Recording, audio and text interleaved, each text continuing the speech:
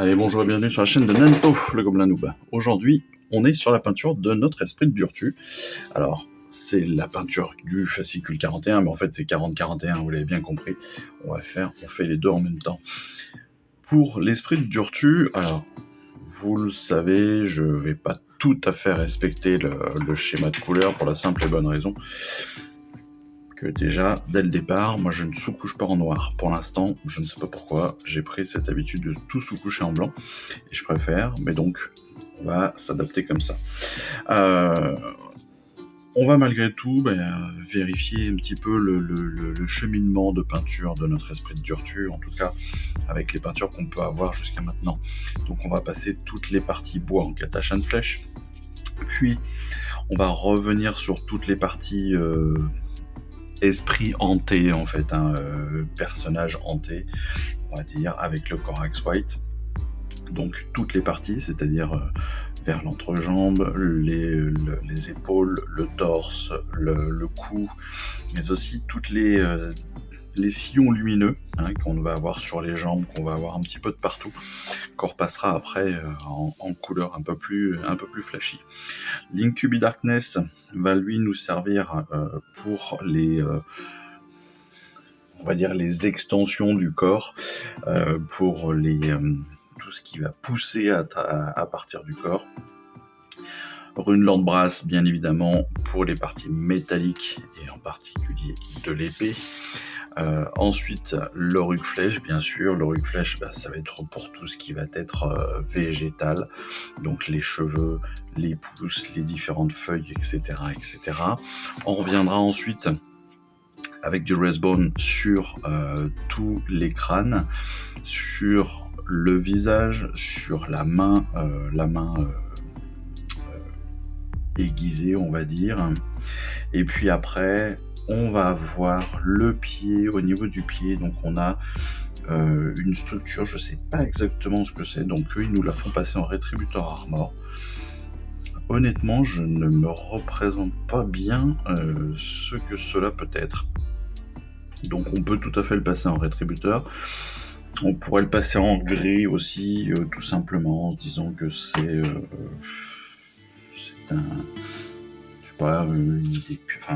une sculpture, je ne sais quoi. On a quand même des parties travaillées, on dirait plus de l'outillage, un peu de l'outillage, peut-être pas du Hardin, mais pas loin. Ou du Scaven, je ne sais pas trop. Bon, pourquoi pas en Rétributor. Après, on va finir tout ce qui est terreux avec le Katachan. On ombrera avec du Null Oil sur l'ensemble des parties donc paysagées. On mettra de la Grax sur notre Rune Brass, de la Tonian Cameo Shade sur les parties verts, donc sur toutes les parties vraiment nature, herbe et feuilles. Ensuite, le Griff Charger Grey va nous permettre d'ombrer donc tous les éléments de corps. Et puis on passera à la fin au Griff Hand Orange, donc pour tous les sillons lumineux qu'on aura repassé en blanc auparavant, là on va pouvoir leur donner vraiment de la lumière avec le Griff Hand Orange. Et puis bien évidemment l'épée que l'on passera aussi au Griff Hand. Enfin, un petit peu de Drakeland sur le visage, sur la main gauche, et puis sur la partie Rétributor Armor que l'on a au niveau du pied. Voilà, en gros, ce que on s'attend à avoir. On peut observer bien évidemment tout cela comme d'habitude avec la galerie. Donc voilà, on sait à peu près à quoi ça correspond, on sait à peu près aussi donc quelles seront les zones qui seront à peindre de telle ou telle façon. Moi je vous avoue que là sur la partie bois, je vais utiliser très certainement une espèce de camailleux de marron. J'en ai sorti 4 différents. Sur les parties végétales, pareil, j'ai 4-5 couleurs de bleu, de gris, de vert différents. Donc je vais utiliser tout ça pour faire un petit peu pour fondre tout cela dans la masse. Et puis j'ai rajouté aussi dès le départ une partie non pas de décor, mais c'est une partie du socle de Krondis, voilà, que je n'utilise pas, parce que mon chrome 10 il sera sur un socle en bois, avec une racine, une grosse racine.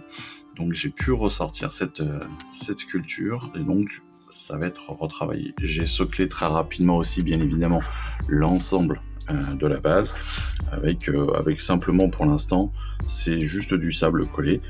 Et puis derrière, j'y viendrai y rajouter du flocage, des touffes d'herbe, etc., etc. Voilà en gros comment est-ce que l'on va gérer la peinture donc de notre esprit de Durtu. Comme d'habitude, eh bien moi je garde juste l'idée générale pour savoir à peu près où est-ce qu'on va peindre tout cela. Hop, comme vous le voyez, j'ai déjà pas mal préparé la palette. Un petit coup d'eau, un petit coup de thé, ça fait pas de mal. Et puis on va y aller. Alors pour la peinture, on pourrait partir directement avec un gros pinceau base. Je suis pas sûr que ce soit très utile pour l'instant. Je vais déjà démarrer avec le Shade M. J'aime bien ce pinceau parce que, mine de rien, la brosse est assez épaisse, assez large, et c'est toujours bien pratique. Donc, on va pouvoir commencer sur le marron, avec tout mon petit camailleux de marron. Et je m'aperçois que j'en ai pas un très très sombre. Donc je vais quand même sortir le Katachan.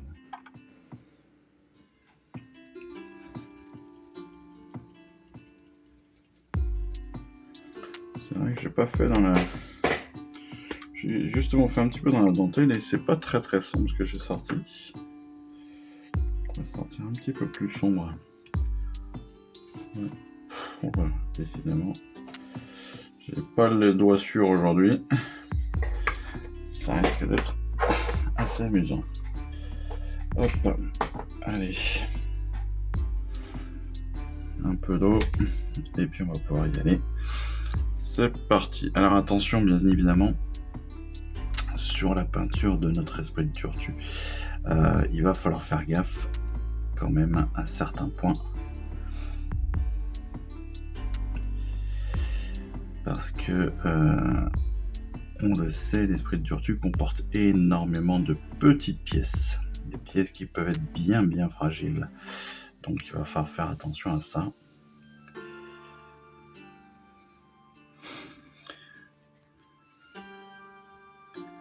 Il y a beaucoup de choses qui vont être à peindre, parce que c'est quand même une grosse pièce aussi.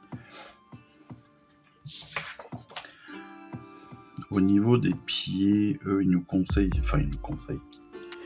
les font faire directement en bleu, en Griff Charger. C'est pas forcément l'idée que j'en avais moi. Je vais voir si je passe à leur schéma ou pas. Vous voyez que j'ai fait exprès d'avoir une peinture assez diluée. Alors non pas... C'est pas pour donner un effet... Enfin, si pour donner un effet particulier, bien sûr. Mais l'idée, en fait, c'est de pouvoir aller venir rapidement, pouvoir teinter derrière, faire des transitions avec d'autres couleurs. Donc en l'humidifiant un peu plus, je me permets ce genre de petites choses.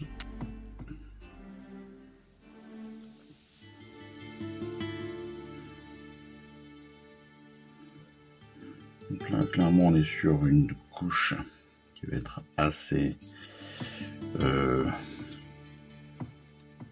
diffuse, pas très maîtrisée, mais peu importe, parce qu'on va pouvoir revenir derrière de toute façon sur 90% de notre travail, avec du brossage, avec des changements de couleur. Voilà, donc on peut y aller. Sur les parties corps, de toute façon, on reviendra aussi avec du blanc, avec le Griff Charger. Donc voilà, on sait très bien qu'on va venir recorriger derrière. Donc comme d'habitude, hein, vous le savez aussi, moi je ne ferai certainement pas toutes les peintures. Hein. Bien garder le mystère. Non, c'est surtout que sinon les vidéos dureraient des heures et des heures. Et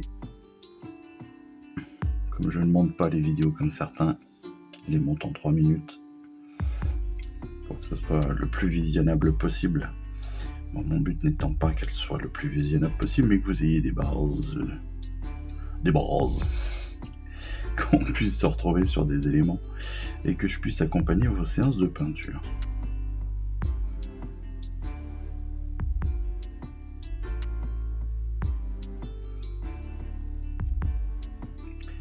Hop, ça faisait un petit moment que j'avais pas peint. J'espère que je n'aurais pas perdu la main. Il y a bien 15 jours, 3 semaines que j'ai pas touché un pinceau. C'est bizarrement. Je sais pas trop pourquoi, si c'est une perte d'envie.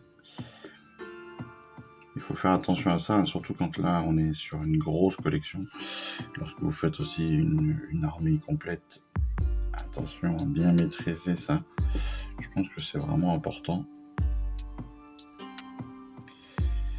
C'est toujours important de maîtriser son rythme de peinture, entre autres, pour ne pas être en trop plein, pour pas avoir à la fois et trop de figurines à faire, et puis d'avoir des séances trop longues, trop importantes, pour que derrière on se décourage. Je pense qu'il vaut mieux en faire petit à petit, et faire régulièrement, se donner des objectifs très clairs, un peu comme en entreprise. Hein. Se donner des objectifs qui sont quantifiables, mesurables. Vous savez, vous êtes en entreprise, vous avez déjà dû entendre parler des objectifs SMART. C'est ça.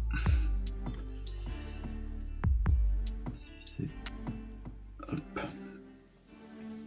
Il faut que ça recouvre aussi tout ça, parce que sinon derrière vous allez vite vous perdre. Vite perdre l'envie. Le premier qui dit l'envie d'avoir envie, je le tape. Et je saurai vous retrouver. Vous le savez. Non, mais clairement, c'est important parce que dans cette collection, je vois beaucoup de personnes. Alors, beaucoup de personnes qui interviennent sur Internet et qui disent voilà que mine de rien, c'est long. Mine de rien, il y a beaucoup de choses à faire. Certains ont même déjà fait Mortal Realms auparavant. Ils ont déjà eu du mal soit à faire, soit à commencer même déjà. Alors avoir une deuxième collection en plus, ça peut être vite fatigant, troublant, enfin tout ce que l'on peut. Voilà, vous voyez que là je suis au gros pinceau. Je prends pas beaucoup de soin, je passe simplement sur l'ensemble des éléments que je veux peindre, sans trop me prendre la tête. On est sur le traditionnel passage à la truelle. Je le dis tout le temps. Là, je suis clairement pas sur du beau détail. Sans le beau détail, il se fait après.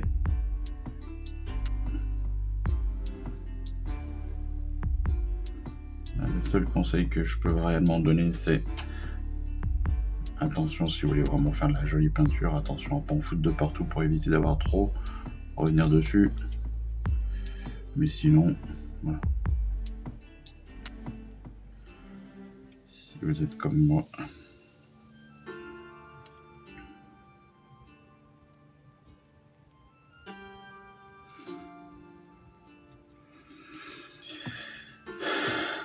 j'espère que vos périodes de Noël se préparent bien.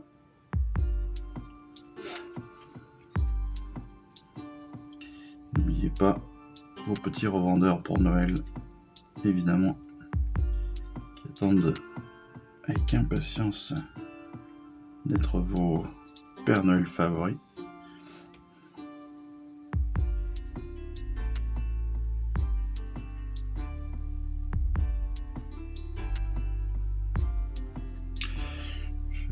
croise un peu les doigts sur une Spearhead pour mon cas, pour une nouvelle Spearhead. Je dis bien nouvelle parce que au final je vais en avoir 7, je crois 6 ou 7, ce qui commence à faire.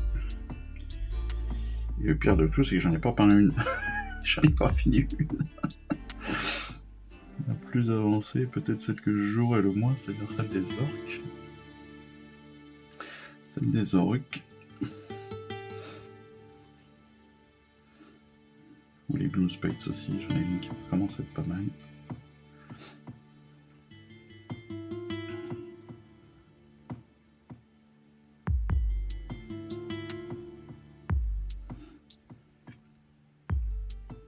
Et si vous vous lancez dans le hobby, les Spearhead peuvent être un super moyen de démarrer.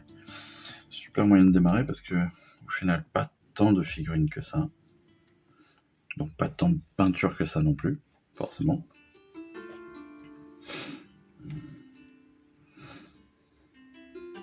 Donc beaucoup de possibilités. En plus, parce qu'il y a énormément de Spearhead différentes, donc de choix différents. Donc ça, c'est plutôt très très cool. Si, comme moi, vous avez envie aussi de tout avoir, c'est parfait. Ça fait des petits, entre guillemets, des petits investissements dans chaque faction. Quand je dis entre guillemets, hein, c'est quand même, on est sur une centaine d'euros.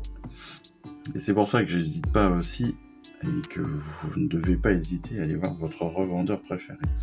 Souvent, votre revendeur, le petit revendeur de quartier, entre guillemets, eh bien, il a souvent des tarifs qu'on n'imagine pas. En l'occurrence, ils sont souvent même moins chers que les magasins Warhammer. Alors, les magasins Warhammer ont peut-être plus de choix, plus de possibilités, de commandes, etc. Mais en termes de tarifs, on a régulièrement des petites différences. Donc, il faut profiter de ça aussi. Et vous voyez que là, direct, j'ai mis aussi d'autres marrons. J'en profite, j'ai plusieurs marrons différents, donc je peux alterner avec l'un avec l'autre. Ce qui va donner aussi du corps à mon personnage. En tout cas, je l'espère. Je reste sur des couleurs un peu sombres. Mais derrière, je viendrai aussi. C'est le but du fascicule numéro 40-41. On viendra aussi faire quelques brossages à sec pour que tout soit bien propre. Je me pose la question des doigts de l'épée. Est-ce qu'ils sont bien couverts? Oui. Ils ont des protections au bout des doigts. Donc comme je vous l'ai dit aussi, alors les vidéos vont bien évidemment s'adapter. Ça vous le savez maintenant depuis plusieurs semaines, mais donc ça se confirme. Ma situation a évolué. Comme certains l'avaient compris, j'étais en arrêt maladie pour burn-out. Et je suis depuis maintenant 10 jours. Je vais être en inaptitude pour le poste, donc je vais bientôt rechercher en tout cas déjà et trouver une autre expérience professionnelle. Et donc forcément, j'aurai aussi moins de temps pour les vidéos. Donc il va falloir qu'on s'adapte. Je ne sais pas si la chaîne va perdurer longtemps, je vous l'avoue. En tout cas, dans le format actuel, à 4-5 vidéos par semaine, ça risque d'être un petit peu compliqué à faire. Donc voilà. Mais bon, ça fait un petit moment que je vous préviens. Donc vous n'avez pas de grande surprise. Mais voilà, ne vous en étonnez pas si tout évolue comme ça dans les semaines à venir. Hop.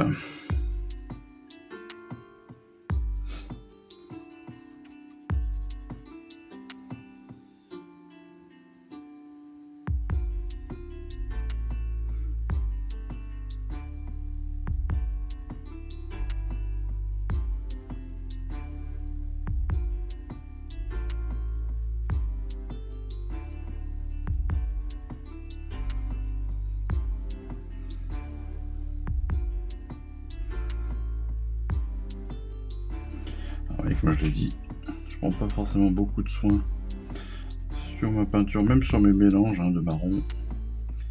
Il n'y en a pas besoin sur le principe, vraiment. L'idée c'est de couvrir un maximum de surface.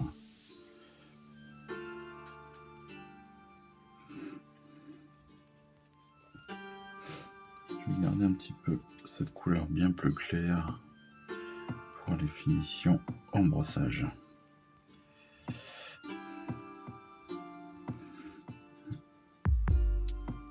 Donc attention de bien liquéfier, n'importe quoi. De bien diluer votre peinture, bien sûr.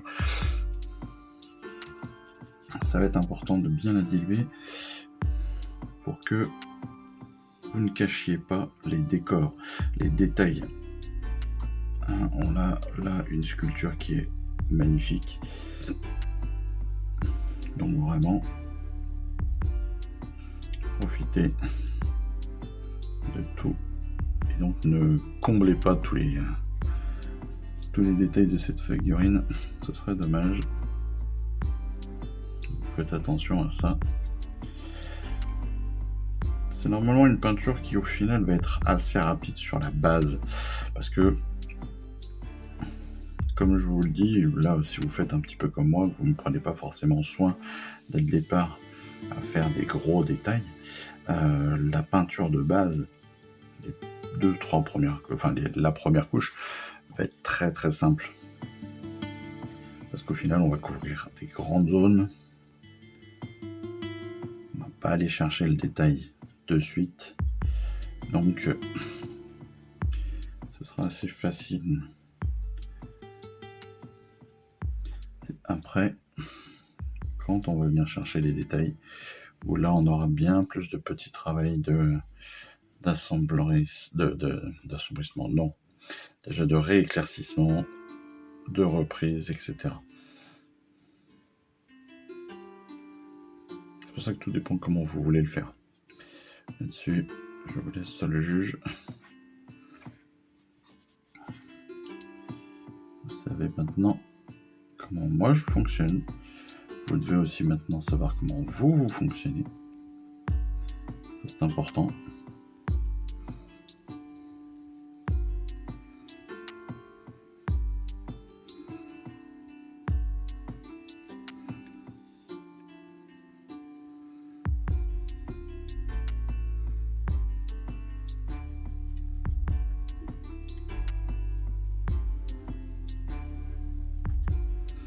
Alors l'intérêt de le peindre en noir, mine de rien, en sous-couche, va avoir aussi d'autres attraits. Non seulement, alors, vous allez bien sûr pouvoir faciliter l'utilisation d'un brossage à sec assez rapide. Ça, c'est assez évident. C'est-à-dire que moi, j'ai entre guillemets une première couche, une première sous-couche de marron à faire, et après, je vais pouvoir justement donc user et abuser d'un brossage, et puis voilà, de pouvoir jouer sur les couleurs, sur les épaisseurs surtout. Mais l'utilisation du noir en sous-couche a aussi un autre intérêt, c'est-à-dire que, à l'inverse de l'utilisation du blanc, une fois que vous avez peint en sous-couche noire, mine de rien, eh bien, l'ensemble de votre figurine est couverte. Et si vous ratez un petit bout de peinture, ça se voit pas. En tout cas, ça se voit beaucoup moins que si vous avez un gros point blanc qui ressort. Et ça peut être intéressant parfois, et entre autres pour ceux qui n'aiment pas trop la peinture, parce que justement ça peut permettre de corriger très facilement, très rapidement des petits défauts. Non pas corriger par défaut justement des petits défauts. C'est-à-dire que comme on les voit pas, on n'a pas besoin de les corriger. Voilà. Et la sous-couche noire peut permettre ça. Parce qu'encore une fois, quand vous allez passer du noir sous du marron, on voit pas forcément le noir. Alors que si vous mettez du blanc sous le marron, comme là, tout de suite vous le verrez. Donc ça peut être vraiment un truc, ça peut être des petits trucs à prendre.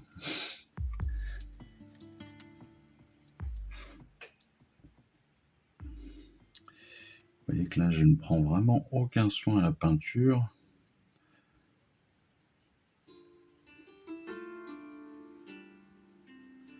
Je comble même des endroits que je n'aurais pas dû combler, mais bon. C'est pas grave, je les reprendrai après.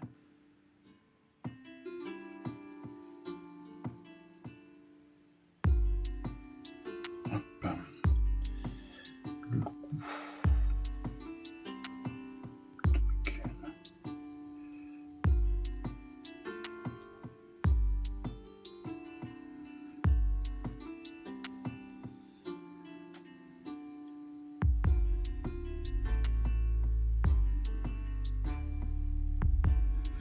Et tous les éléments comme ça, moi je vais devoir aller les chercher par dessous.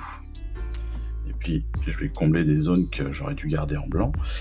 J'aurais sous-couché en noir tout de suite. Eh bien, on n'aurait pas vu la différence en fait. Ça m'aurait permis de limiter derrière les retouches, de limiter l'obligation d'aller retourner ma figurine pour peindre certaines zones, pour éviter qu'il y ait du blanc qui ressorte, etc. etc.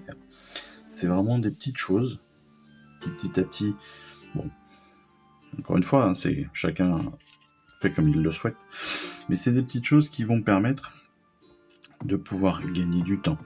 Lorsqu'on est sur une armée complète, et encore une fois, Stormbringer, on est sur des armées complètes, hein, on est sur quasiment 4 factions qui peuvent être utilisées à elles-mêmes, quasiment seules. En tout cas, au final, les Gloomspite, ce sera vrai. Les Oryx, on n'est pas loin d'être vrai. Les Sylvanettes, je pense que petit à petit, on va s'en rapprocher. Il y a peut-être que les Caradrons, c'est peut-être les Caradrons et les Iron Jaws qui sont les moins vrais dans cette affirmation. Mais mine de rien, voilà, ça veut dire qu'on va avoir 1000 ou 2000 points faciles, quasiment, d'armée pour chacune des factions qu'on aura peintes et qu'on aura collectionnées. Donc c'est autant de temps à prendre pour peindre, pour assembler, etc., etc. Donc, encore une fois, tout ça, ça se gère. Et ça se gère parce qu'on n'a pas tous du temps à consacrer, même si ça reste une bonne passion, etc., etc. Pouvoir se permettre de prendre 2, 3, 4, 5 heures pour peindre, c'est jamais facile pour tout le monde. En tout cas, c'est pas forcément facile. Donc des fois, il faut prévoir à l'avance et anticiper. Hop, hop, hop, hop, hop. Voilà mon marron qui est fait. Je vais diluer un petit peu tout ça. Je vais mettre un petit peu de vert un peu foncé. Tac. Je vais passer en première couche vers mon marron. Je prends un vert assez sombre, assez terreux aussi.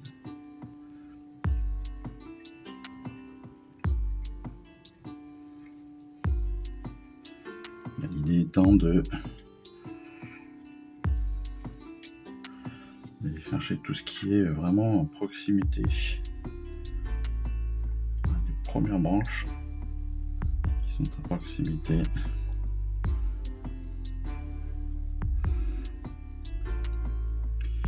Pour les crânes, pas de soucis, on les repassera après au Raceborn. Sur une autre couleur d'ailleurs. Sur un skull quelque chose.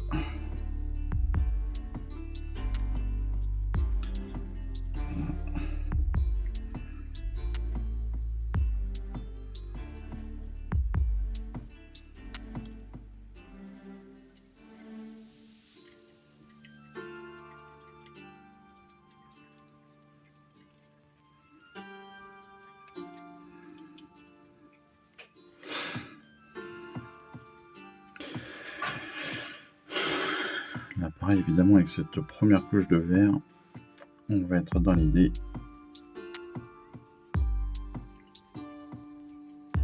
de faire une certaine transition.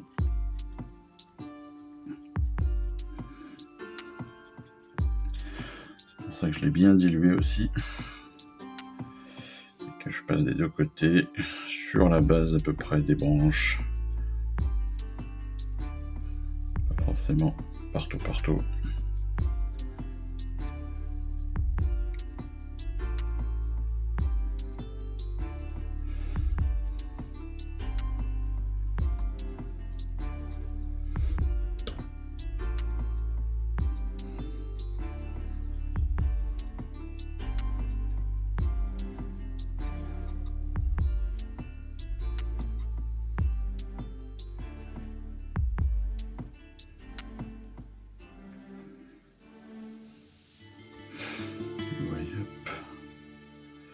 Voilà, l'idée vraiment, c'est d'entamer comme ça les transitions.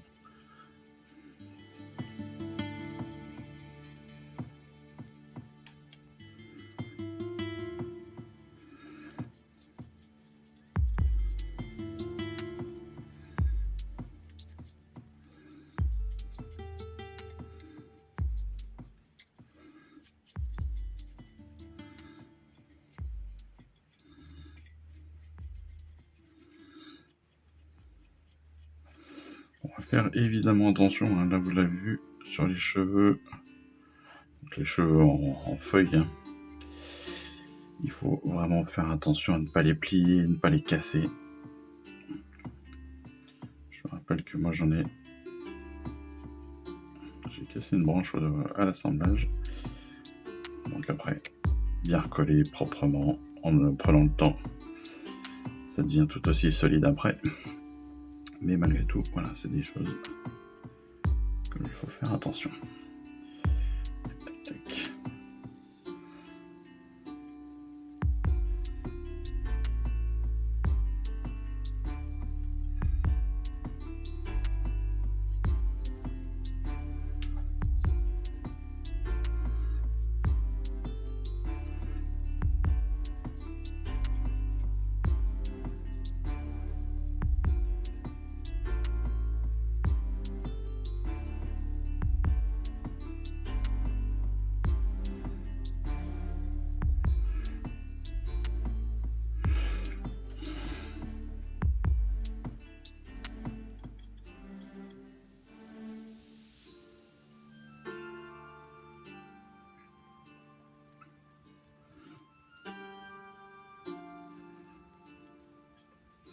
Vous avez vu que je passais aussi un petit peu aléatoirement, un petit peu partout.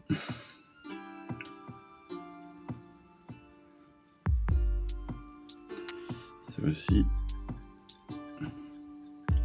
toujours dans cette idée de transition entre toutes les couleurs, entre tous les marrons, tous les verts. On est sur du nature, hein.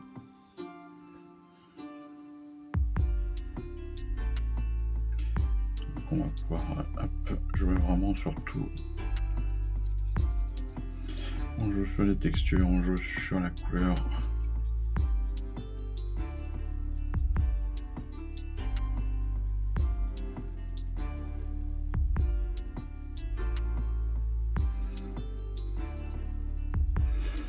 Et comme d'habitude, on n'oublie pas, il y a un avant, un arrière. Des côtés, on passe vraiment sur tous les côtés de notre esprit de Durtu pour ne pas oublier de partie. D'où encore une fois l'importance. Je dis ça, j'allais oublier carrément ça, son panier. Et d'où l'importance aussi, ou d'où l'intérêt, hein, de peindre en sous-couche noire. Encore une fois, vous avez vu que, en tout cas vous le voyez, une sous-couche noire aurait rapidement réglé cette problématique de peinture. On aurait été que sur du brossage quasiment, avec les marrons, les verts, sur différents endroits. Ce qui n'aurait pas donné exactement le même effet. Mais voilà. Ça, hop, un petit peu de marron là quand même. Hop.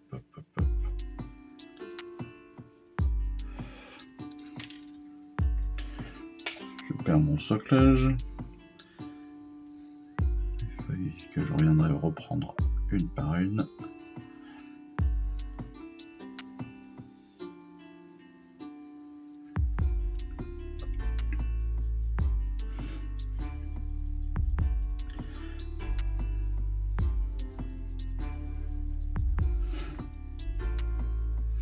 J'en profite encore une fois pour vous remercier, évidemment, et encore plus. Thanksgiving est passé, c'est la période des remerciements. Et oui, je vous remercie évidemment pour votre suivi, pour votre soutien. Tout au long de cette année. Parce que mine de rien, la chaîne a 1 an bientôt. Je crois que le premier épisode devait dater... Je crois que c'est en février, j'ai lancé le premier épisode de quelque chose comme ça, donc on est bientôt sur 1 an d'existence. Et je vous remercie parce qu'on est 200 sur la chaîne. Donc ça c'est super. J'aurais jamais imaginé qu'on allait être autant. Même si certains vont me dire que c'est tout pourri, je trouve que c'est déjà assez fantastique de se retrouver à 200 en moins d'1 an. En fait, techniquement 201. Je remercie d'ailleurs les Belges qui nous ont rejoints. Parce que jusqu'il y a peu de temps, il n'y avait quasiment que des Français. Là, aujourd'hui, il y a quelques Belges qui viennent de rentrer dans la communauté de cette chaîne de Nanto.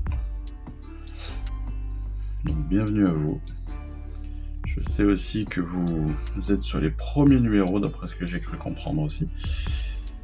Vous débutez à peine la collection. J'espère que vous aurez moins de problématiques en Belgique que certains Français. C'est encore une grosse difficulté pour certains. Certains viennent à peine de recevoir leur 2e commande. Ce qui est limite incompréhensible, sachant qu'on est sur une collection qui a quasiment 1 an maintenant. Je trouve ça complètement fou.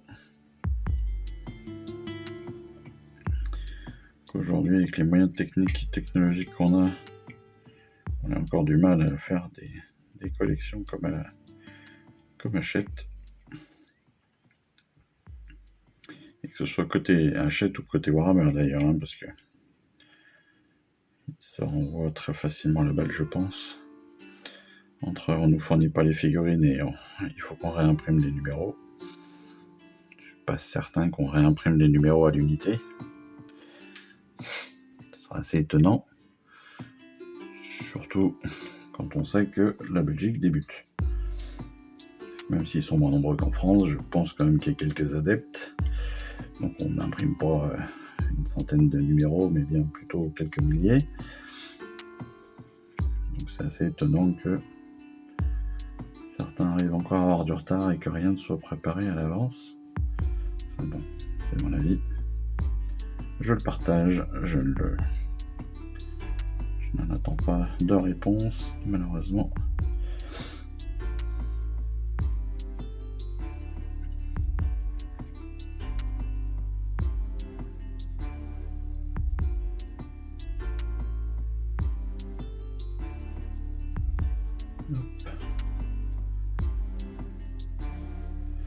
Allez, on est sur la fin de cette couche de base marron vert. On est sur la fin. On va bientôt avoir fait à peu près tout ce qui était faisable de faire en bois et en feuillage.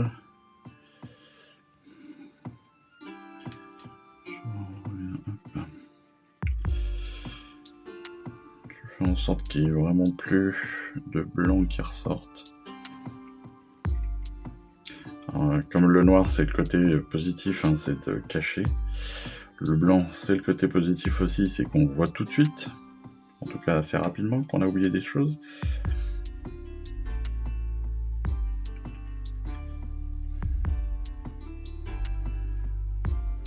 Et ça engendre aussi tout le travail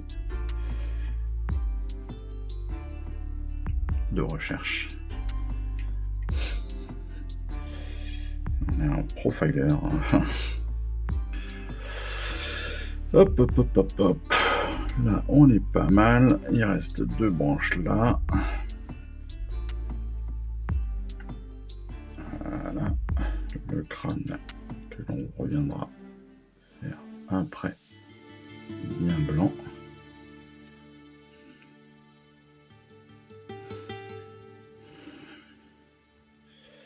Et voilà.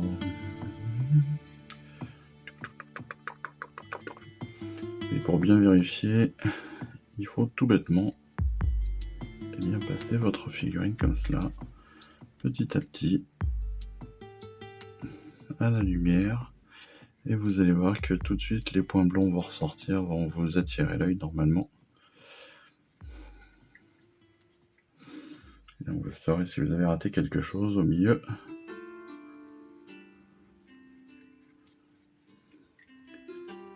Alors souvent ça va être sur les petits détails, hein, sinon c'est pas drôle.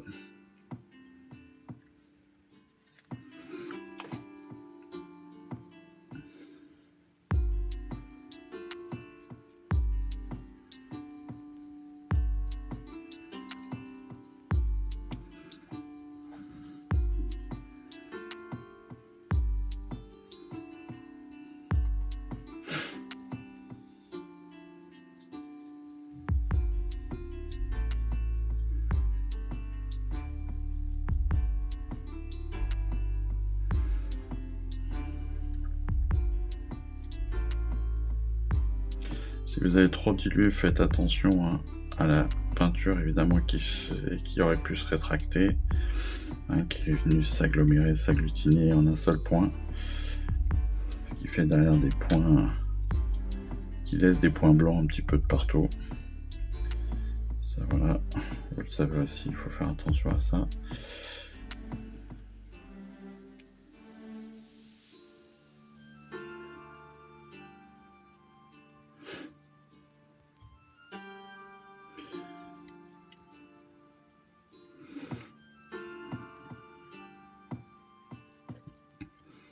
Voilà, Noël, c'est aussi l'occasion de découvrir plein de nouveaux joueurs potentiellement.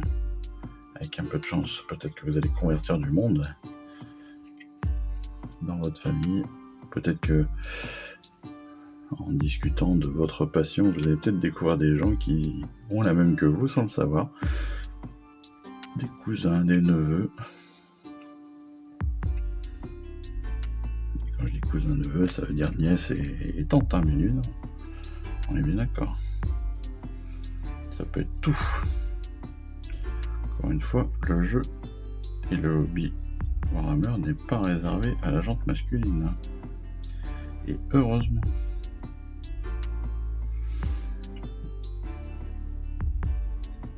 D'ailleurs, à ce titre-là, vous savez que je participe de temps en temps au concours de peinture de mon magasin Warhammer.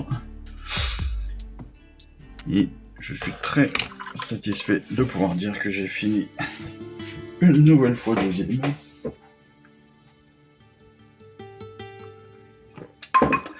Malheureusement. Heureusement et malheureusement. Non, malheureusement, j'ai fini encore une fois deuxième. Alors, je suis très content d'avoir fini deuxième. Je suis encore très déçu d'avoir perdu. Mais je suis très content. Et puis je suis très content parce qu'en plus, j'ai croisé une fois dans le magasin Warhammer de Montpellier. J'ai croisé la personne qui a gagné et qui m'a battu pour la deuxième fois d'ailleurs, en intermédiaire. Et c'est vrai que sa figurine est très très très belle. Hein. Enfin, Dragon Stormcast, alors c'est pas Krondys, ce sont les gardiens, ce sont justement les gardiens Draconis, je crois, ils s'appellent comme ça. En tout cas, les Draconis, il me semble que c'est sûr, que l'on va avoir dans la collection, à toute fin. Je pense que ça fait partie des derniers numéros qu'on va avoir.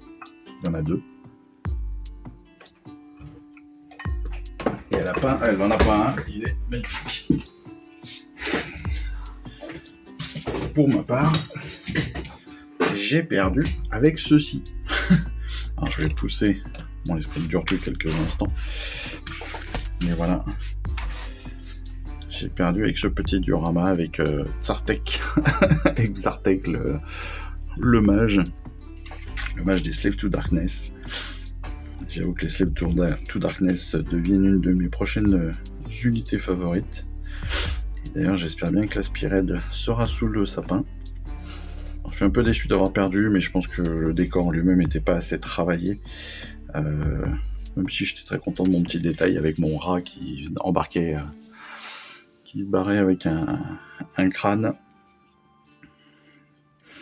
Puis je pense que ma peinture n'est pas assez finie pour que ça puisse mériter plus qu'une seconde place. Mais donc voilà, je suis très content quand même parce que ça m'a permis, encore une fois, d'évoluer. Et pour une figurine que j'ai faite en 3 jours, eh ben, je suis pas mécontent de moi. Je ne suis pas mécontent de moi. Alors, on va, en attendant que tout sèche, je vais passer un petit peu. Hop. Je vais passer du. Alors c'est du Mechanical Standard Grey, hein. Du gris classique, on va dire, chez Citadel. Donc ce gris, je vais le passer tout simplement sur mon pied, sur le pied de cette statue. Pied que je viendrai ensuite, brosser à sec avec du blanc ou avec un gris plus clair pour faire ressortir justement les traits de cette sculpture.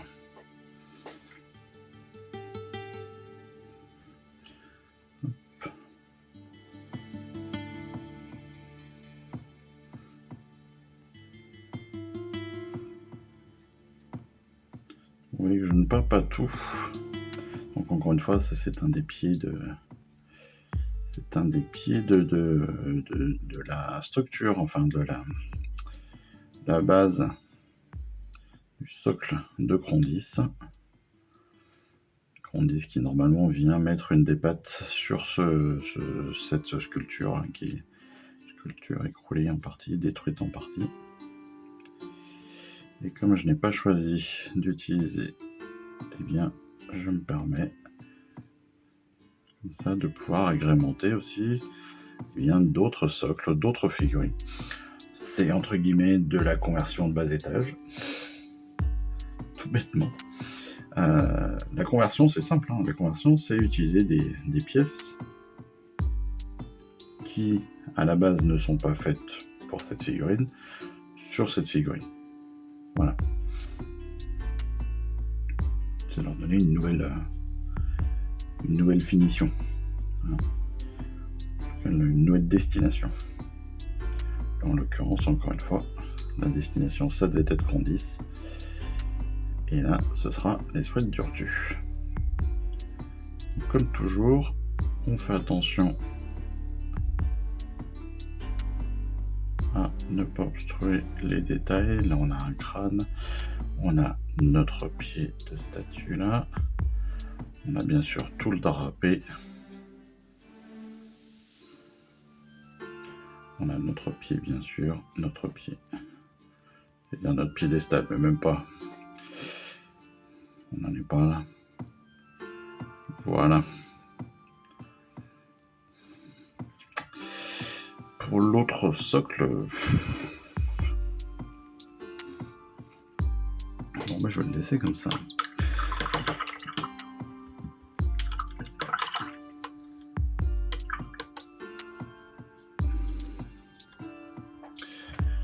Hop, voilà qui est fait. On va profiter aussi. Allez, on va profiter d'avoir du marron à dispo rapidement, facilement, hop, avec un peu de vert pour peindre. Oui, je vais prendre un plus gros pinceau Je vais prendre un plus gros pinceau.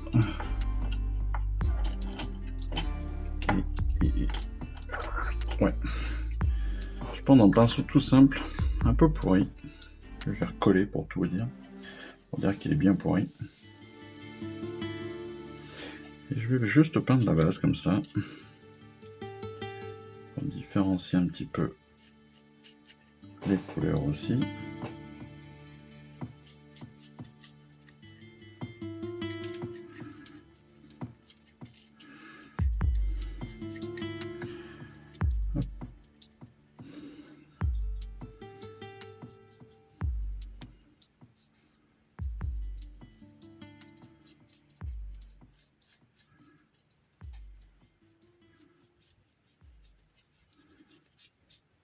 Alors sur la base, souvent je passe assez grossièrement.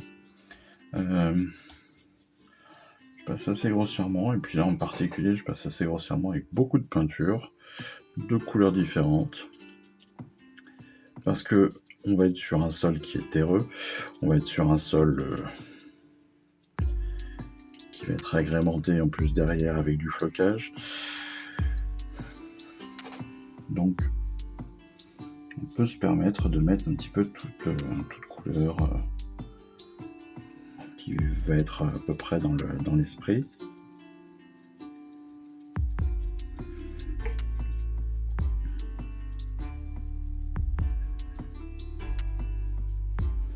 Et c'est pareil là aussi, comme on est sur du socle, on peut clairement y aller à la truelle, comme je le répète souvent.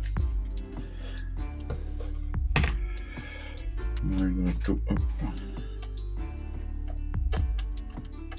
Voilà.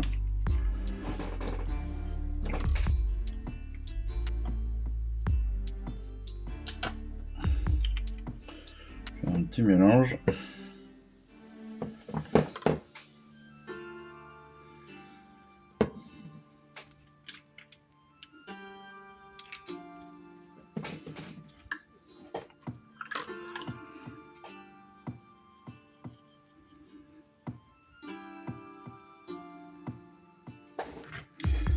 Tac.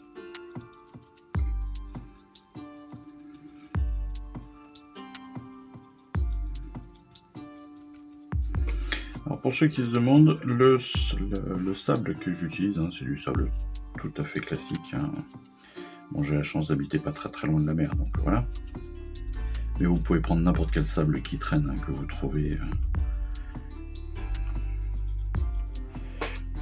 au bord de votre chemin, sur des travaux, enfin voilà, si vous avez des travaux, si vous faites un petit peu de béton, vous avez toujours un petit peu de sable, ça ira très bien. Et puis moi je le colore tout bêtement. Voilà, je le colore avec un peu de gouache, avec un peu de peinture classique, d'acrylique, tout ce qui est plus simple. Ça permet d'avoir une bonne base. Et puis après je viens rajouter du flocage, je viens rajouter des détails, des petites pierres, des crânes, un petit peu de tout. Encore une fois, tout ce qui peut me tomber sous la main, qui peut rajouter un historique à la base. Que je colle donc tout bêtement à la colle PVA, c'est-à-dire à la colle à bois. Hein. Je colle ça à la colle à bois, très facile, qu'on trouve dans tous les bons magasins de bricolage. Et si c'est pas assez collé, bah cette partie peinture du socle va venir décoller les éléments pas bien collés, ou va venir réencoller grâce à la peinture. On va mettre une espèce de deuxième couche de colle. En fait, ça peut aussi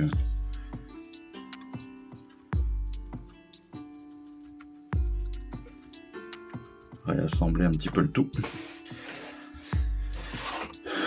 On fera bien évidemment attention à en mettre de partout. Et puis surtout quand vous nettoyez votre pinceau, vous ferez attention parce que vous pouvez avoir du sable dans vos poils. Ça peut être mortel pour le pinceau.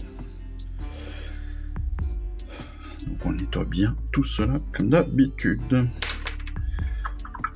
Allez.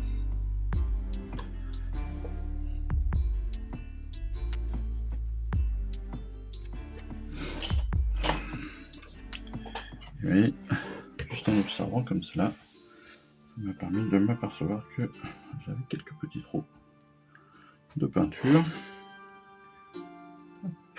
Donc on va combler.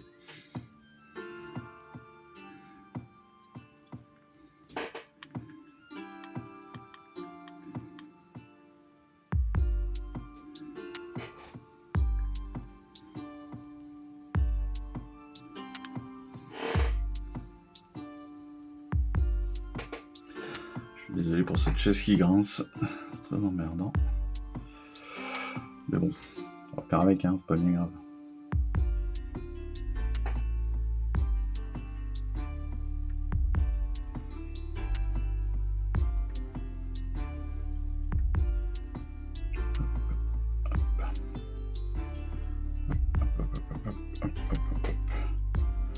Allez. Je suis repassé très rapidement un peu de partout. Et on va lancer la partie la plus intéressante pour aujourd'hui. Donc,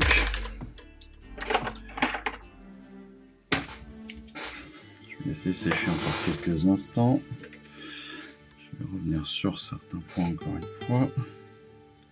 Je n'avais pas vu. Donc, voilà. C'est le crâne, mais c'est pas grave.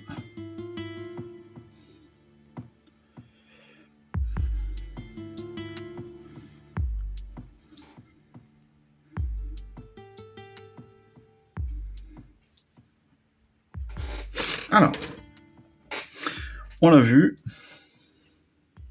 cette semaine, la semaine dernière, avec la vidéo de peinture, c'était donc le brossage à sec. Ce brossage à sec, donc bien évidemment, comme toujours, moi je vous avais déconseillé, et on vous déconseillait, d'utiliser donc la palette humide. Donc qu'est-ce que je vais faire? Je vais utiliser la palette humide, bien évidemment. Parce que je suis dans toute logique, ce que je dis. Ce que l'on va faire, donc on prend notre pinceau, dry, en l'occurrence dry L.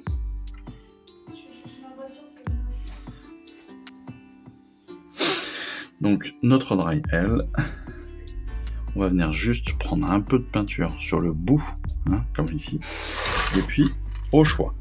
Soit vous avez une palette texturée et vous allez venir frotter, d'accord, votre pinceau dessus, histoire d'enlever un maximum de peinture de vos poils. Soit, deuxième technique, c'est avec votre tissu, avec votre sopalin, vous faites exactement la même chose sur votre tissu. Vous pouvez venir vérifier après s'il vous reste beaucoup, pas de peinture. Et ensuite, avec votre pinceau, vous allez venir frotter, tout simplement brosser votre figurine pour en faire ressortir les différentes arêtes. En l'occurrence, ici, on va aller chercher, bien sûr, les arêtes de bois. Parce qu'on est sur le marron.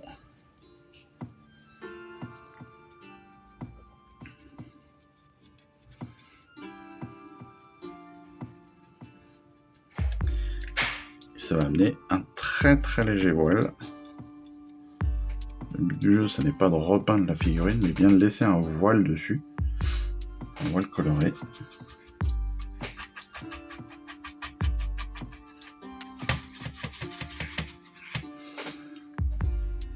Juste pour faire ressortir les arêtes, pour faire ressortir quelques petits détails. Voilà. Le brossage à sec doit être un élément qui est très fin, sur principe très fin visuellement. À l'inverse de notre première couche, où on a été complètement bourrin, là on est plus sur la finesse. On va choisir les zones que l'on veut atteindre, ou pas. Et on va faire pareil après, pourquoi pas, avec notre verre. là, on va venir juste, pareil, brosser.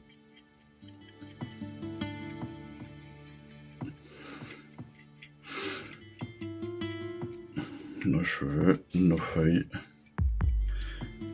quelques branches. L'idée, toujours pareil, étant de faire ressortir juste quelques éléments, pas forcément tous, d'essayer de faire ressortir justement les éléments de détail.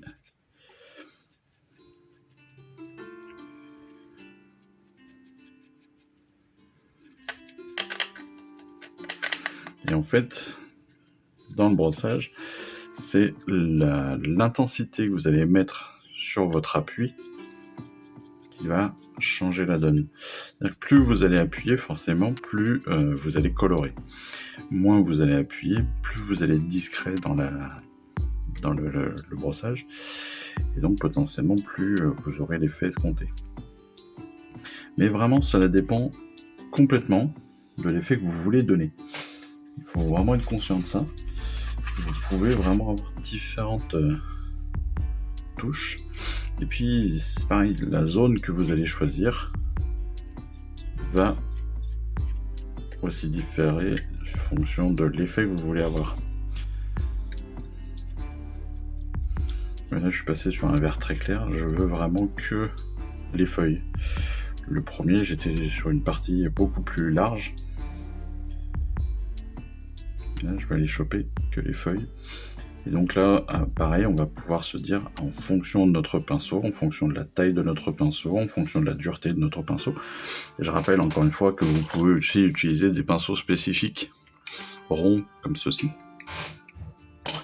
Comme ceux-ci sont spécifiques, vous avez aussi les ronds que vous pouvez trouver dans le commerce. Et après, vous peignez vraiment les zones que vous souhaitez avec ce brossage.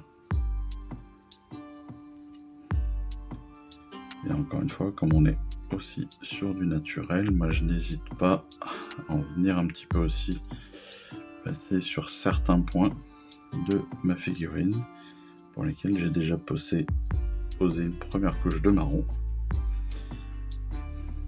Oui, sur toutes ces petites pustules là, petite excroissance de bois.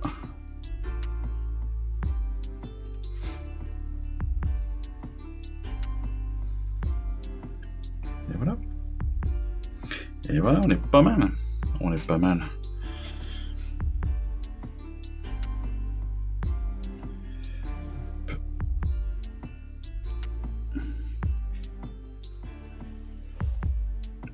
Tac.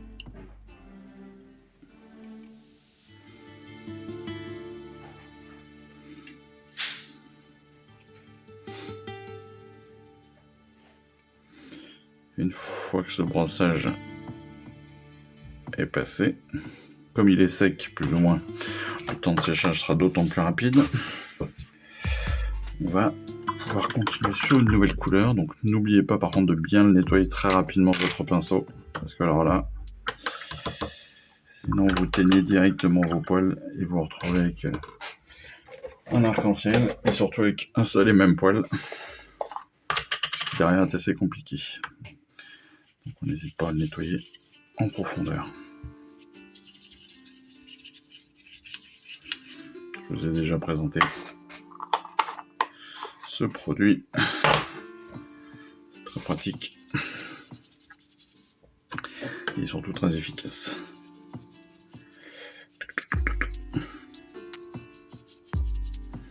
Allez hop.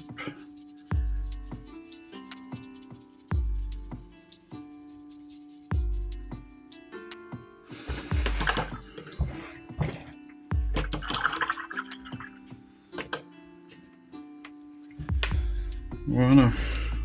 Vous voyez, même en étant très très rapide, j'ai quand même réussi à garder un peu de verre, même en l'ayant nettoyé. C'est vraiment pour vous dire que il faut être précis. Il faut être précis.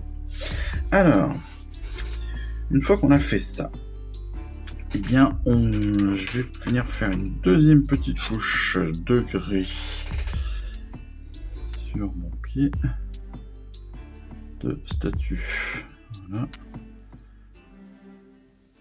Avec mon passage couleur socle, j'ai vu que j'avais mis un peu de marron un peu partout. C'est pas très grave encore une fois en soi, mais bon. Voilà, je voulais le corriger avant d'aller plus loin.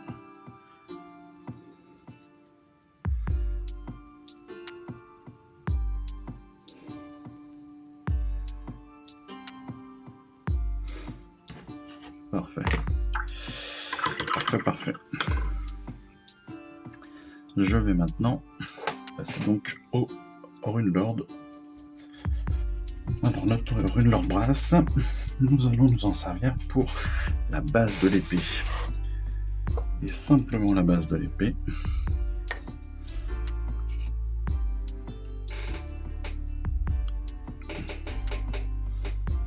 Je m'aperçois aussi que j'ai encore raté du marron. On regarde dessus rapidement aussi. Voilà.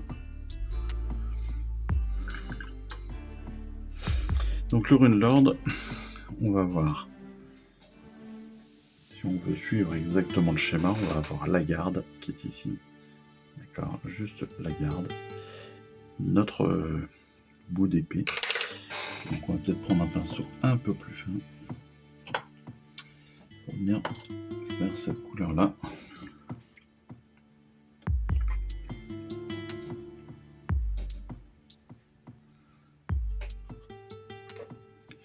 Voilà.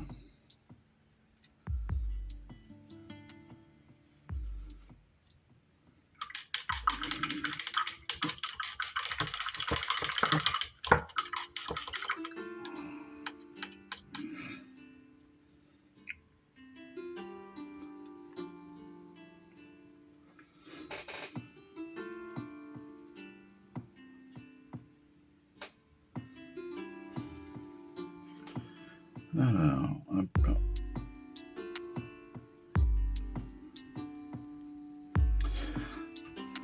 Pour le Runelord Brass, là on va pouvoir reprendre entre guillemets une taille de pinceau un peu plus habituelle pour nous, c'est-à-dire plus fine. Non pas que les détails soient hyper compliqués à reprendre au pinceau épais, mais bon, malgré tout.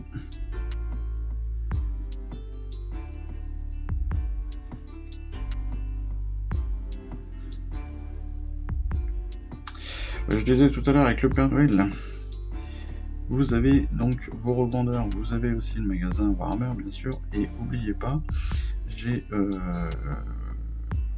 découvert quelque chose pour ceux que ça pourrait intéresser. En tout cas, à Montpellier, ils ont ce type de documentation. Donc pour le magasin Warhammer officiel, ils ont un magazine de Noël. Encore une fois, vous allez pouvoir faire votre liste de Noël. Donc ça, c'est très très sympa. Parce que pour les ados, les trucs comme ça, vous avez juste à transmettre ça à vos parents, vos grands-parents, c'est fait. Ils ont exactement ce que vous voulez. Pour les grands, c'est pareil. Vous filez ça à votre chéri, oui, tout court. Et hop, il sait ce que vous voulez. Il ou elle sait ce que vous voulez. Mais ce qui est bien surtout dans ce petit magazine, c'est encore une fois que vous avez l'intégralité du nuancier de la collection de peinture Citadel.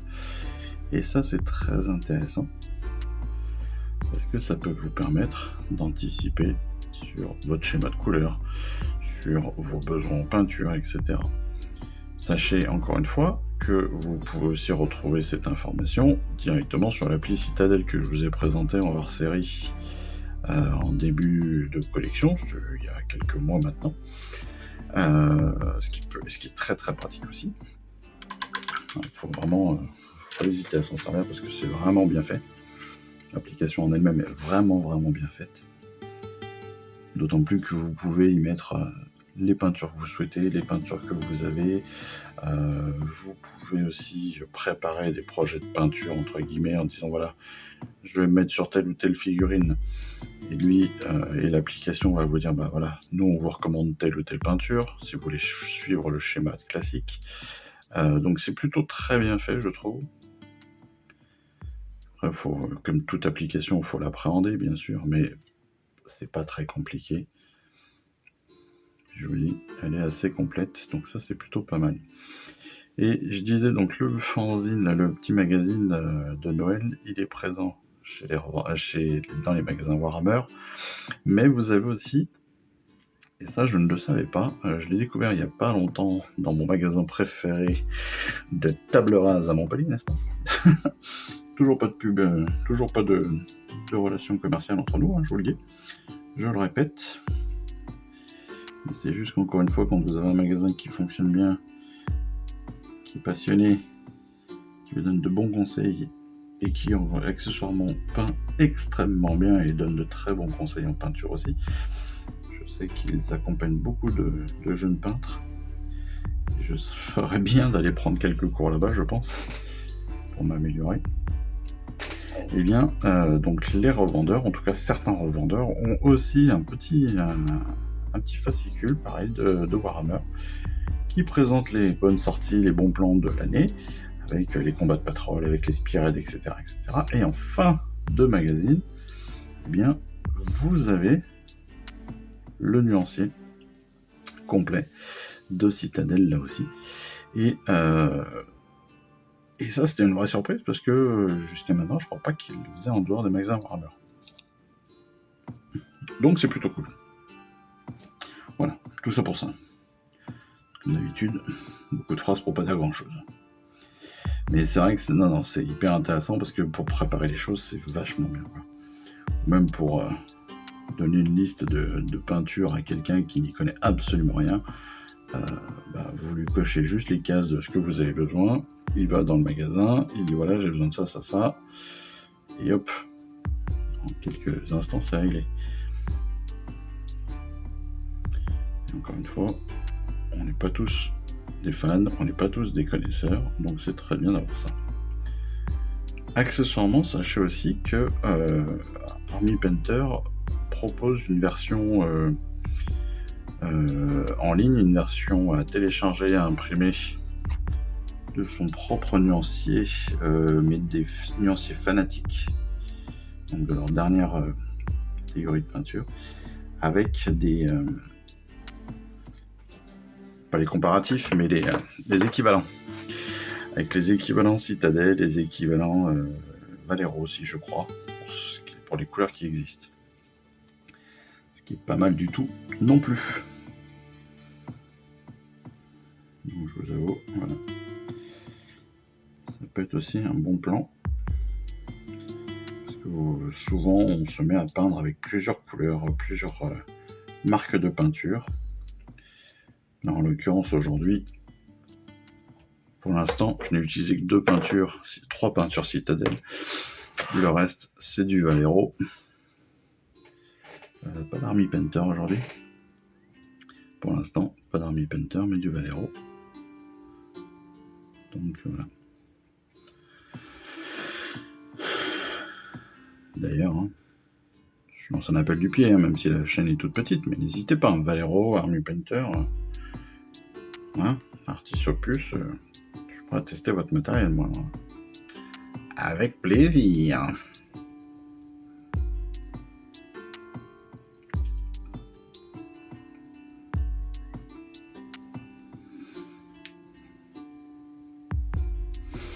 Voilà qui est fait pour le Rinbrass. Alors il y a assez peu de peinture, mine de rien, il y a assez peu de couleurs autres, entre guillemets. Assez limité. C'est vrai que sur cet esprit de Durtu, on va pas beaucoup varier. En termes de peinture. Et bon, c'est logique aussi, on est sur un esprit de la forêt. Donc en toute logique, on est sur du marron, on est sur du vert, on n'est pas forcément sur des couleurs qui pètent. Et ça, c'est tout à fait normal. Mais bon, ça n'empêche pas de faire attention à comment est-ce qu'on va peindre notre figurine. Et vous voyez que là, je reprends juste les doigts.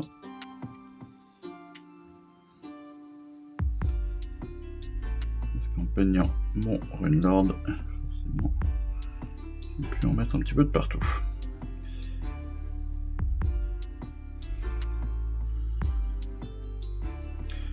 Et voilà. Les mains sont normalement en blanc. Ok. Ok. On est pas mal. On est pas mal. Voilà, pas mal avancé. Et donc on va changer complètement de couleur et de panel de couleurs. Je vois que mon Raphaël commence vraiment à avoir du mal. Surtout de plus en plus fin. J'ai l'impression qu'il a bien perdu quelques poils. Alors, encore une fois, pour continuer, eh bien, on va passer soit sur du Corax, soit sur le Resbone. Le Resbone, on va faire tous les crânes avec. Et le Corax, bien évidemment, on va faire toutes les parties, entre guillemets, humaines. Donc pour l'instant, je rappelle que le Corax White, on est sur du blanc qui n'est pas tout à fait blanc. Hein, c'est un blanc cassé légèrement grisâtre. Le Resbone, on est sur du blanc cassé un peu plus couleur couleur œuf. Évidemment couleur chair, couleur crâne, enfin voilà. Donc on a bien compris quelles différentes parties on va pouvoir utiliser avec les deux.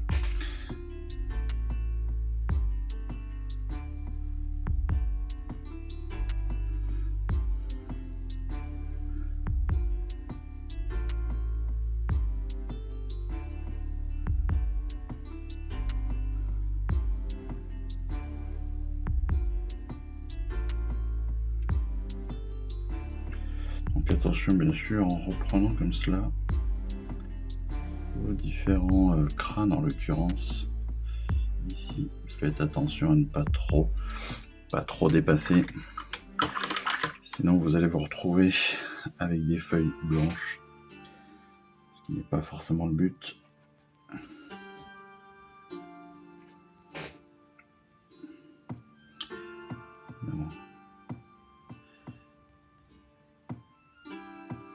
Donc là on va essayer d'avoir un maximum le pinceau sûr. Autrement dit, on va limiter les petites erreurs. Donc on va essayer au maximum.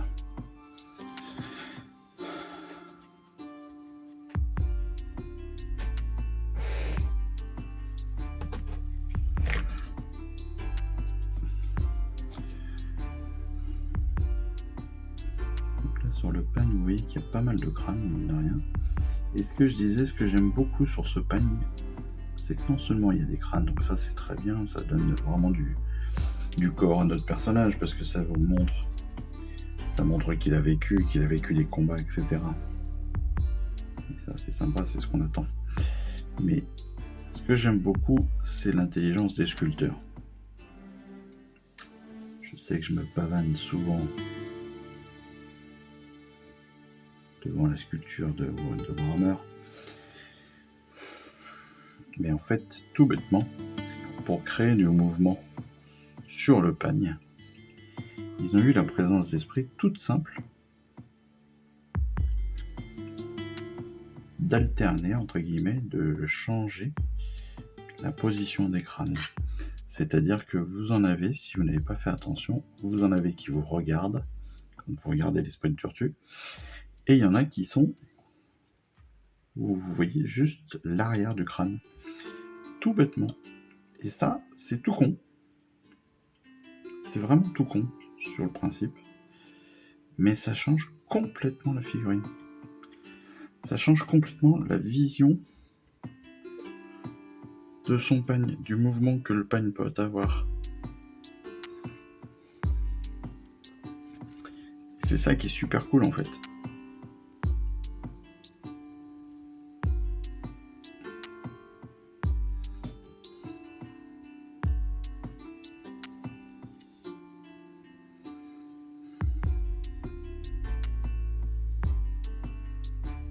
C'est ça qui est super cool parce que derrière, bah oui, vous le voyez marcher quoi, quasiment.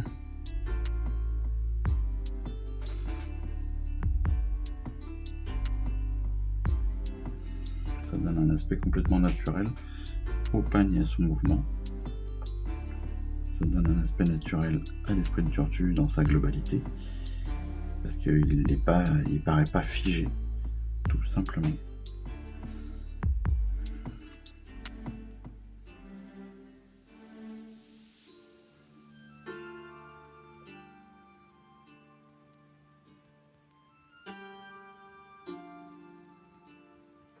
Oui, je suis concentré. C'est pas grave, vous avez la musique derrière.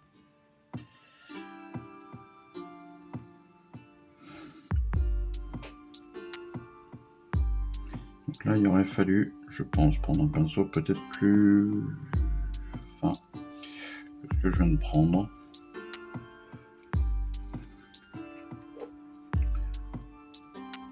Là, je sais pas si vous avez les mêmes problématiques que moi sur le Raceborn. J'ai des grumeaux. C'est assez étonnant. J'ai des grumeaux qui se sont formés depuis le départ. J'ai des grumeaux dans la peinture. Et j'ai beau y avoir rajouté des petites billes, j'ai toujours quelques grumeaux de temps en temps qui reviennent, qui viennent m'embêter dans ma peinture. Un peu comme si j'avais du sable, alors qu'à la base il n'y en a pas.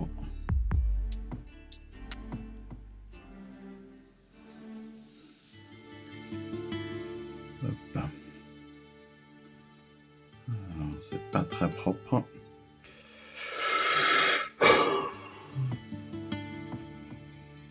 Mais c'est pas grave, on va faire avec. On reviendra retoucher. Oui, je chuchote aussi, je fais ce que je veux, c'est ma peinture, c'est ma vidéo, je fais ce que je veux, si je veux que personne m'entende, ben je fais en sorte que personne m'entende. Ouais, je suis énervé, j'en ai trop marre quoi. Je suis un foufou. Non mais justement, comme je vous le dis aussi à chaque fois, quand vous commencez à vous énerver sur vous-même, sur votre peinture, sur quoi que ce soit, ça veut dire qu'il est temps de vous arrêter, de faire une pause, voire d'y revenir un autre jour. Et ça tombe bien, parce que j'avais bien prévu d'arrêter la peinture aujourd'hui, donc la vidéo. Parce que là on a plus d'1h30, je pense, pas loin. Je vais vous dire ça, ouais, on a presque 1h30 de peinture. Il y a un moment, il faut s'arrêter pour se concentrer. Et là, je fais un peu n'importe quoi. Ça se voit tout à fait sur ces crânes parce que je dépasse beaucoup trop sur mon verre, sur mes feuilles. Parce que j'avais dit justement que je ne ferais pas.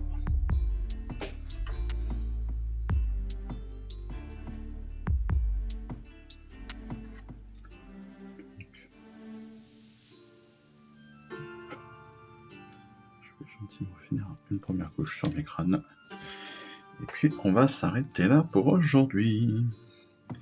Mais déjà on aura fait la plus grosse part de notre esprit de Tortue. Comme d'habitude, il nous restera toutes les finitions, il nous restera les petits détails que l'on aime bien, les passages multiples.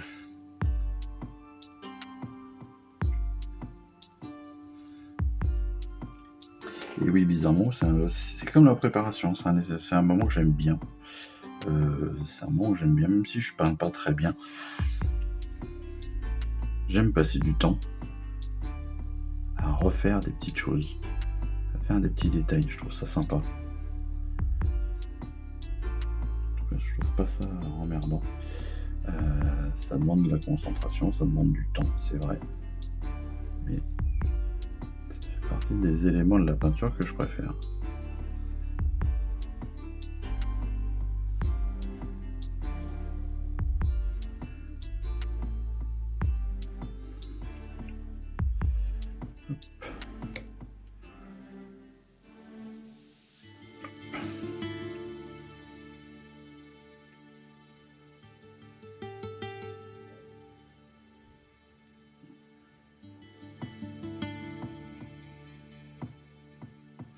Alors, vous voyez aussi là, à travers tout cela, l'intérêt parfois aussi d'avoir du sous-assemblage. Vous voyez là, atteindre toutes les zones du premier coup peut paraître un petit peu compliqué. Donc c'est pour ça que parfois le sous-assemblage c'est pas mal aussi. Ça, c'est comme toutes les techniques, en fait. Chaque technique, c'est bien le résumé de toute notre collection. Chaque technique a ses avantages, ses inconvénients, ses facilités, ses difficultés d'apprentissage, de pratique. Et chacun, après, de toute façon, on a chacun nos préférences. C'est aussi ça qui fait tout l'intérêt de la chose, c'est que derrière, on va avoir aussi nos préférences sur la couleur, nos préférences sur la technique, nos préférences sur les modèles, notre préférence sur tout. Ce qui fait que derrière, on a une vraie diversité.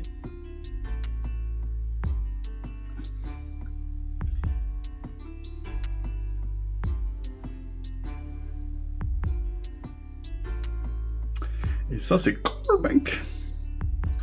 C'est cool, mec. Et voilà, mes petits crânes sont finis.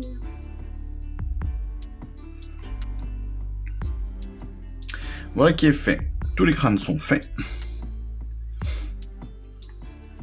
Il ne restera donc plus qu'à revenir sur certains points de principe. Mais vous voyez que voilà, on va pouvoir très facilement, très rapidement venir après peindre. Donc, je vais revenir un petit peu avec du blanc pour les parties charnues, hein, en tout cas charnelles entre guillemets.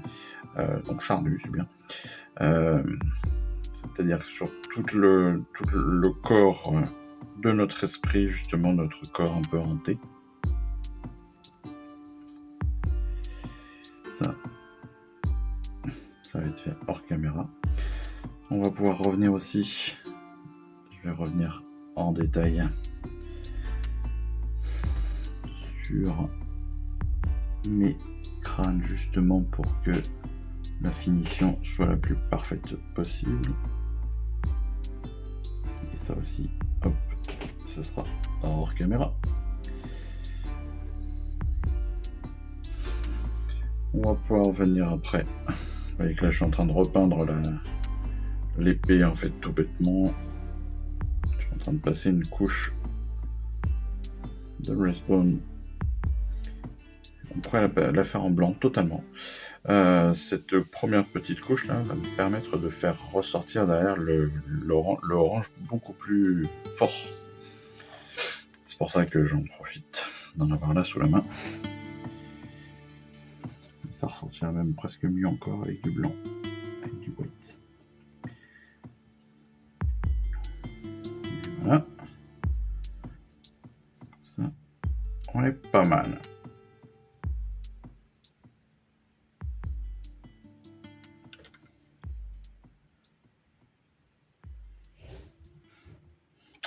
Allez. Voilà qui est fait. Voilà qui est fait. On a notre figurine qui est quasiment Bon, on a fait les plus grosses parties, on a 3/4 peint. On se retrouve donc très bientôt pour une prochaine vidéo. Moi, je vous laisse là avec ces différentes étapes de peinture. J'espère que ça vous aura plu. J'espère surtout vous retrouver très rapidement pour nos prochaines vidéos, que ce soit pour les règles, les fascicules, les assemblages ou la peinture. Voilà. Allez, je vous embrasse et je vous dis à très vite. Ciao, bye bye. Je vous remercie d'avoir suivi cette vidéo. Si ça vous a plu, eh bien abonnez-vous, lâchez un petit like et un commentaire et suivez-moi sur Instagram où je poste régulièrement des photos de mes dernières réalisations et dernières peintures. Et puis comme il est maintenant de tradition sur la chaîne, je vous souhaite une excellente fin de journée et surtout, lisez bien, collectionnez bien, assemblez bien, peignez bien et jouez bien. Allez, je vous embrasse et puis je vous dis à très vite. Allez, ciao, bye bye.